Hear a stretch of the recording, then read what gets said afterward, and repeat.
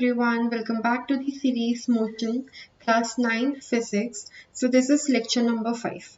Now in this chapter we have two type of graph. One is distance time graph and another is velocity time graph. Depending upon the object's motion कि या तो object rest पर है या uniform motion में है या non-uniform motion में है, we have number of graph. Now diving into the graph detail, let's first understand कि हम graph पढ़ क्यों रहे हैं. So basically graph हमें better understanding देता है और ज़्यादा information देता है. Okay, and graph also help us to understand the dependence of one physical quantity on another. For example, this is a graph. तो यहाँ पे y-axis में let's suppose I have mentioned distance and here it is time. और अपना एक straight line graph है. So basically graph is nothing but बहुत सारे जो point है ना आप उन्हें plot करते हो और उनको एक दूसरे से connect कर देते हो and finally we obtain a graph. So graph is nothing but it is number of point. So basically आप कोई से भी points को पकड़ो और फिर उनमें देखो कि इसमें time क्या है और distance क्या है. Time क्या है और distance क्या है. Time ये बताएगा distance. So each and every point will tell us the distance corresponding to the time. So जैसे जैसे time बढ़ रहा है, distance भी बढ़ रहा है. So basically I can tell you the dependence of distance on time through graph. So graph is important for that also. Now इस chapter में हमेशा याद रखना हम जितने भी graph बनाएंगे, x axis पे हमेशा ही time को plot करेंगे. So time is always taken along the x axis. So do remember this, okay? Now we can start with the graph. So what do we mean by a distance time graph? So basically इतना तो तय है कि x axis को हम x axis पे plot करने वाले हैं. I mean time को हम x axis पे plot करने वाले हैं. तो जाहिर सी बात है distance को हम y axis पे plot करेंगे. अब दूसरी चीज ये हमें बताती क्या है? तो distance time graph हमें actually distance की dependence बताता है time पे. दूसरे शब्दों में बोलूं तो ये हमें पोजीशन कैसे चेंज हो रहा है ऑब्जेक्ट का या फिर डिस्टेंस कैसे चेंज हो रहा है ऑब्जेक्ट का वो बताता है टाइम के साथ. So let's start with the body which is at rest और अ स्टेशनरी बॉडी. तो ऐसी बॉडी जो स्टेशनरी है, जो रेस्ट पर है, जैसे कि ये लड़की, आप इसे 2 घंटे बाद देखो, 3 घंटे बाद देखो, ये सोती हुई ही मिलेगी, इसकी पोजीशन चेंज ही नहीं हो रही. टाइम बढ़ता जा रहा है लेकिन पोजीशन नहीं बदल रही, वही की वही है. मतलब कि इंसान रेस्ट पर है या बॉडी ऑब्जेक्ट रेस्ट पर है. जैसे कि इस ग्राफ को ही देख लो. No whenever I will talk about the interpretation का मतलब क्या है कि आपको एक ग्राफ दे दिया है तो क्या उस ग्राफ को देख के आप पता लगा सकते हो कि बॉडी यूनिफॉर्म मोशन में है, नॉन यूनिफॉर्म मोशन में है या स्टेशनरी है. हाँ, हम ऑब्वियसली पता लगाएंगे और इसका सिंपल सा ट्रिक है कि आप पॉइंट्स को जज करो. एटलीस्ट 3 पॉइंट को तो देखो ही देखो. तो ये 3 पॉइंट मैंने देख लिए. तो अब इन 3 पॉइंट में देखो टाइम तो बढ़ रहा है लेकिन डिस्टेंस इसमें भी 4, इसमें भी 4, इसमें भी 4. So basically time is increasing but distance is constant. इसका मतलब कि जो ऑब्जेक्ट है वो मूव ही नहीं कर रहा, वो ऑब्जेक्ट स्टेशनरी है. So whenever you will get a horizontal line parallel to the time axis, we can easily say that the graph is of a stationary body. So learn it or understand it, it's your wish. वैसे तो बहुत easy है, इसको क्या ही learn करना. But yeah, for a stationary body, we always get a horizontal line parallel to the time axis. Now let's talk about a uniform motion. तो इसके graph को समझने से पहले तो ये बताओ ये यूनिफॉर्म मोशन होता क्या है. आई होप आपको याद होगा, हमने पिछले लेक्चर में पढ़ा है. सो uniform motion is the motion in which object travel equal distance in equal interval of time और इसमें जो स्पीड होता है वो कांस्टेंट होता है. अच्छा, अब इसके ग्राफ को पढ़ने से पहले ना एक जल्दी से एग्जांपल ले लेते हैं. जैसा कि पिछली बार भी अपन ने यूनिफॉर्म मोशन में पढ़ा है, let me take a broader pen, कि इक्वल इंटरवल ऑफ टाइम में वो इक्वल डिस्टेंस ट्रैवल करता है. तो for example 0, 1 second, 2 second, 3 second, 4 second. तो मतलब कि अपन ऐसे एक ऑब्जेक्ट को जज कर रहे हैं कि हाँ ये कितना डिस्टेंस ट्रैवल कर रहा है. तो हर एक सेकेंड में वो ऑब्जेक्ट 2 किलोमीटर ट्रैवल कर रहा है या फिर 2 मीटर ट्रैवल कर रहा है. ठीक है, तो हर एक सेकेंड में वो 2 किलोमीटर ट्रैवल कर रहा है. So it is traveling equal distance in equal interval of time. So this is an example of a uniform motion. Okay. Now, अब आप मेरे को ये बताओ कि 0 से 1 सेकेंड में कितना ट्रैवल किया? 2 किलोमीटर. 0 से 2 में कितना ट्रैवल किया? 2 + 2. हर में ये 2-2 किलोमीटर ट्रैवल कर रहा है ना. सो 2 + 2 that is 4.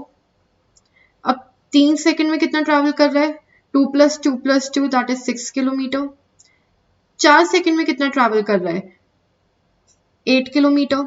Basically, we are just adding the distances. Okay.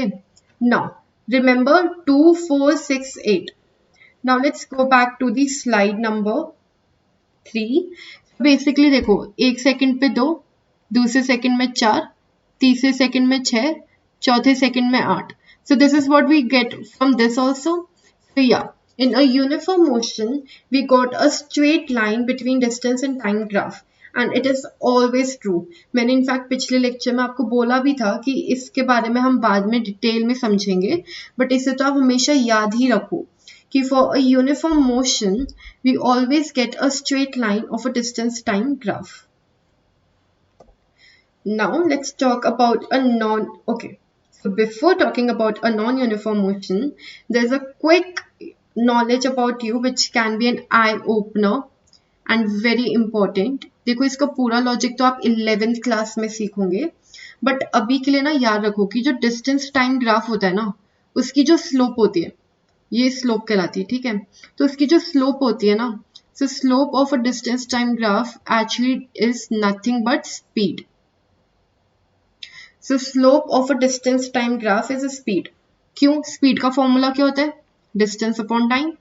यही होता है ना. सो बेसिकली मैं क्या बोल सकती हूँ? Slope is equals to distance upon time. Slope of distance time graph is equals to distance upon time. So basically आपको बस यही याद रखना है. अब इसमें आप जरा देख लो कि अब इसमें ना अपन को ट्रिक बताई गई कि फॉर एग्जाम्पल आप ग्राफ के कोई से भी 2 पॉइंट ले लो. ठीक है.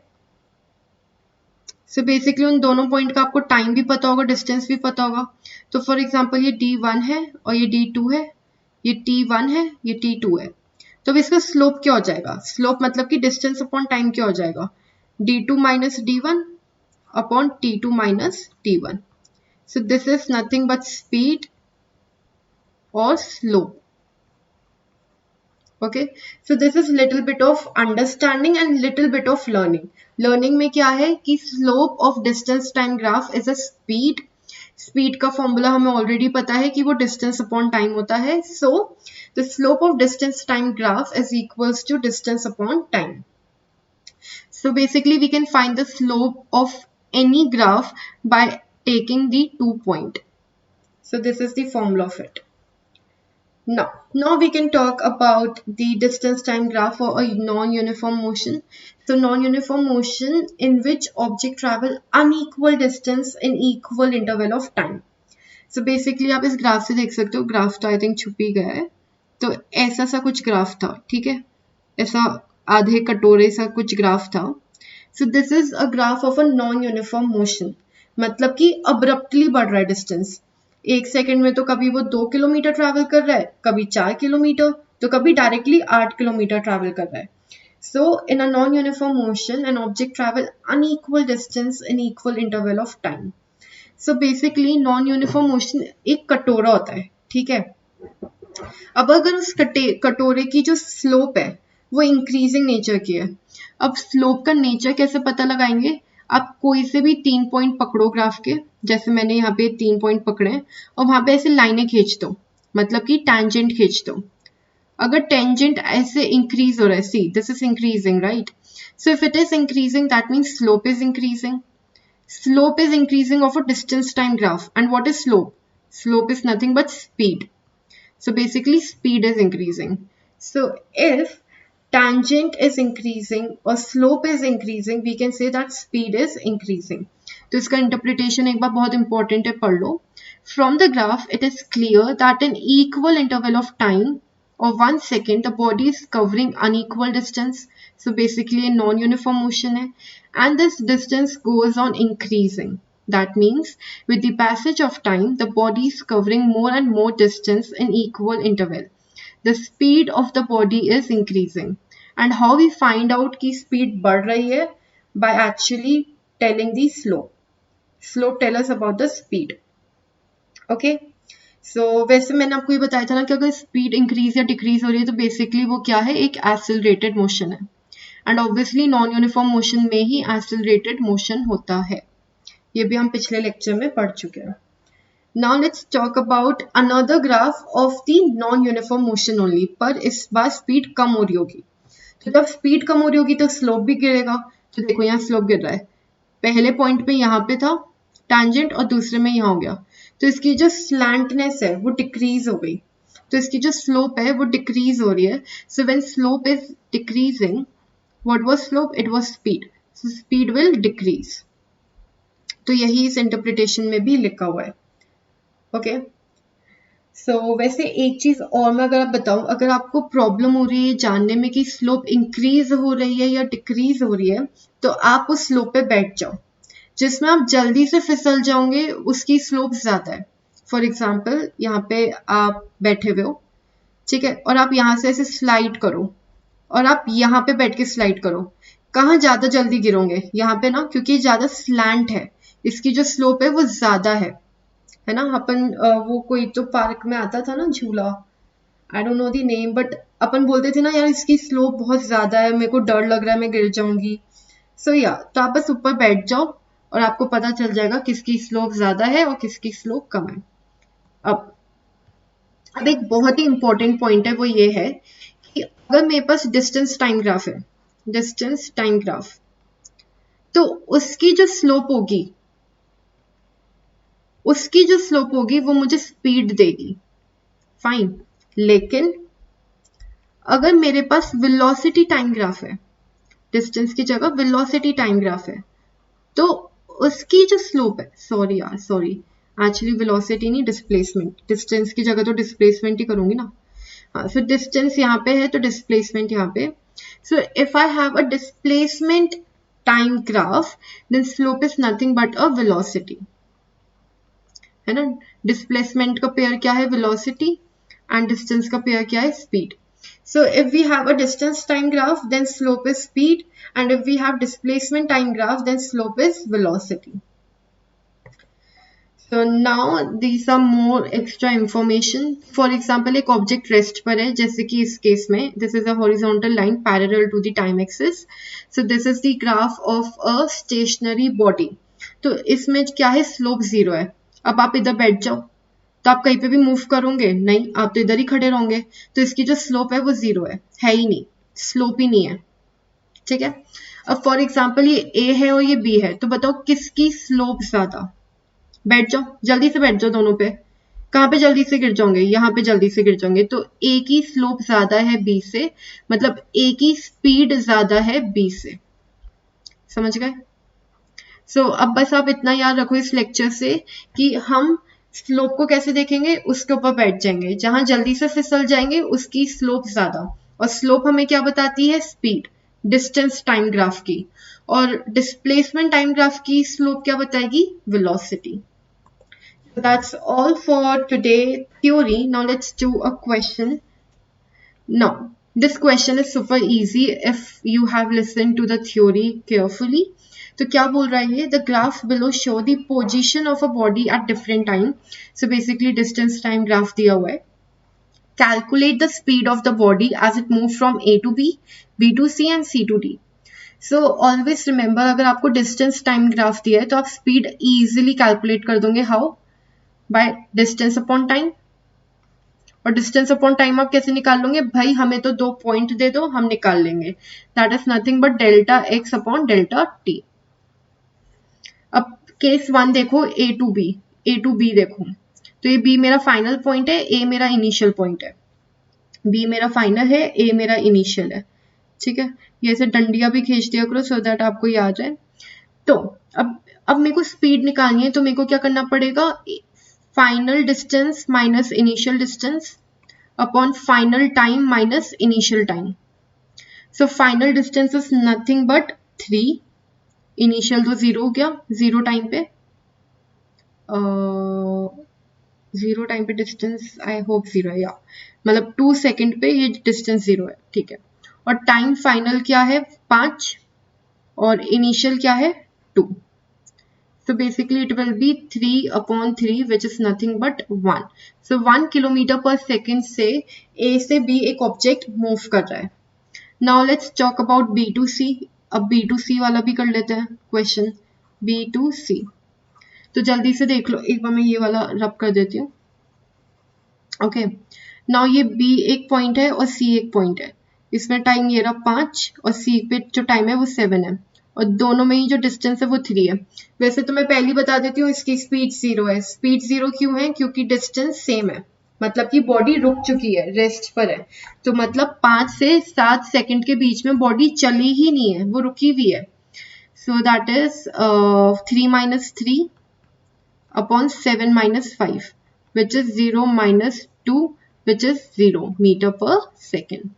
Now let's talk about C2D. अब C2D फॉर्मूला यूज कर लेते हैं. Let's take a blue color one. तो C2D करें तो देखो D में जो फाइनल अपना डिस्टेंस है वो है 8 एंड C में जो अपना डिस्टेंस है वो है 3. So it will be 8 - 3 and time क्या हो जाएगा 10 - 7, that is 10 - 7. So 8 - 3 is 5, 10 - 7 is 3. So 5/3 meter per second is the speed from C to D. So that's all for today's lecture. So in today's lecture what we have studied is कि distance time graph 3 type के होंगे. Stationary वाली के लिए एक horizontal line होगी parallel to the time axis. Uniform motion में एक स्ट्रेट लाइन होगी और नॉन यूनिफॉर्म मोशन में कटोरे जैसी शेप होगी. अब अगर वो इंक्रीजिंग और डिक्रीजिंग दोनों हो सकता है depending upon tangent is increasing और टैंजेंट इज डिक्रीजिंग. अब अगर मेरे को डिस्टेंस टाइम का एक ग्राफ दिया हुआ है तो मैं स्पीड कैसे निकालूंगी? तो स्पीड में निकालूंगी स्लोप से. और स्लोप में कैसे निकालती हूँ? किसी भी 2 पॉइंट को पकड़ती हूँ और delta x upon delta t कर देती हूँ. That's all for today. Now there is a practice question for you all. ये क्वेश्चन आप पॉज करो, पढ़ो एंड आई होप आप लोग अच्छे से समझ जाओगे क्योंकि this is super easy. Now there is a practice question for you which is similar to the question we discussed. I hope ये आपको आएगा. आप इसका आंसर कमेंट बॉक्स में दीजिए. And if you have any suggestions or queries, do comment us in the comment box or just email us on summarizeandmemorize@gmail.com. @gmail.com, sorry. So yeah, thank you so much and have amazing day.